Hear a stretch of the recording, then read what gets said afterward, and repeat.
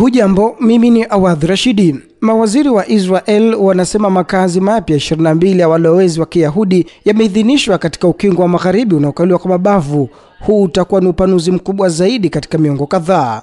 Baadhi ya makazi hayo tayari yameshajengwa na walowezi bila idhini ya serikali, lakini sasa yatafanywa kuwa halali chini ya sheria za Israel, kulingana na waziri wa ulinzi Israel Katz na waziri wa fedha Benamos Smotrich. Suala la makazi ya walowezi ambayo ni haramu chini ya sheria za kimataifa, ingawa Israeli inapinga hilo, na ni moja mambo yenye mzozo kati ya Israel na Palestina. Katz alisema hatua hiyo inazuia kuanzishwa kwa taifa la Palestina ambalo litahatarisha usalama wa Israel, huku ofisi ya rais wa Palestina Mahmoud Abbas ikisema huko ni kuongezeka kwa mvutano hatari. Shirika la kufuatilia makazi ya walowezi la Israel Peace Now lilisema makazi mapya yatabadilisha kwa kiasi kikubwa ukingo wa magharibi na kuongeza uvamizi zaidi. Israeli imejenga takriban makazi 160 ya Wayahudi 700,000 tangu ilipokalia ukingo wa magharibi na Jerusalem Mashariki baada ya vita vya Mashariki ya Kati vya mwaka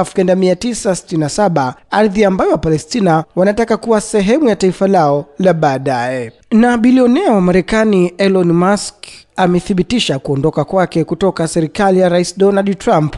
Musk alikuwa akiongoza juhudi kubwa za kupunguza ukubwa na matumizi ya serikali ya Marekani zilizosababisha maelfu ya nafasi za kazi za serikali kufutwa.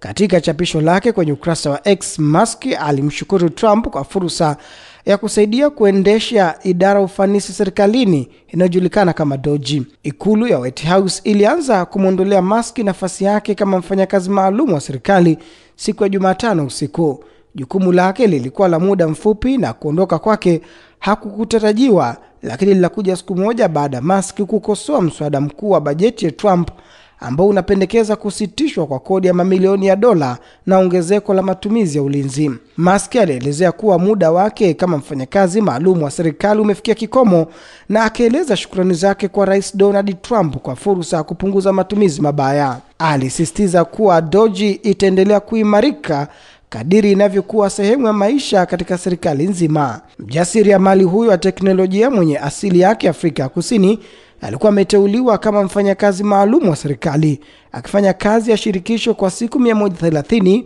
Licha ya kuondoka kwake kukaribiana na kikomo hicho cha muda, taarifa za kuondoka kwake zilikuja baada ya kueleza kukata tamaa na mswada wa bajeti ya Trump ambao alihofia utaongeza nakisi ya shirikisho na kudhoofisha utendakazi wa DOGE.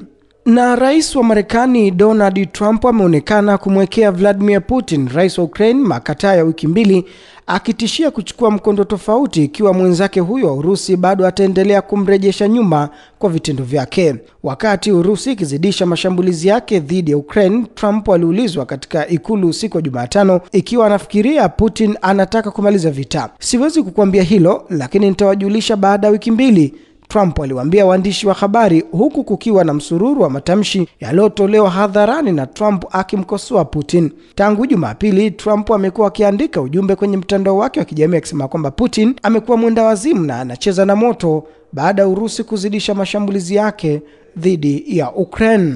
Na rais wa Marekani Donald Trump ameripotiwa kuvutana na waziri mkuu wa Israel Benjamin Netanyahu katika mazungumzo ya simu baada ya nduli huyo wa vita wa utawala wa Kizayuni kutishia kuchukua hatua za kijeshi dhidi ya vituo vya nyuklia vya Iran na hivyo kuhatarisha mazungumzo ya kidiplomasia yanayoendelea kati ya Tehran na Washington. Katika mazungumzo hayo, Netanyahu alimwambia Trump kwamba sasa ni wakati mwafaka wa kuchukua hatua za kijeshi, akiashiria kuwa diplomasia haina tija. Trump hata hivyo hakubaliani na msimamo huo wa Netanyahu, akisema hii ni fursa nzuri ya mazungumzo, hatua inayoashiria mvutano muda mrefu kati ya viongozi hao wawili kuhusu jinsi ya kukabiliana na Iran. Rais wa Marekani amesisitiza kuwa mashambulizi ya Israeli dhidi ya Iran hayafai kufanywa hivi sasa kwa sababu tuko karibu sana kufikia suluhu. Washington na Tel Aviv kwa muda mrefu sasa zimeendelea kugawanyika kuhusu jinsi ya kukabiliana na makubaliano ya nyuklia ya Iran.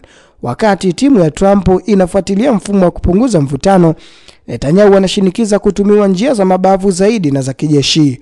Mgawanyiko huo unaonyesha tofauti kubwa za kijiografia kati ya washirika hao wawili, huku eneo la Asia Magharibi likiwa katika ncha kutumbukia kwenye mzozo mwingine zaidi unaonukia. Hii ni katika hali ambayo utafiti mpya uliofanywa nchini Marekani umeonyesha kuwa asilimia kubwa ya Wamarekani wanataka kufikiwa mkataba mpya wa amani wa Iran, huku kukiwa na upinzani mkubwa dhidi ya hatua yoyote ya kijeshi.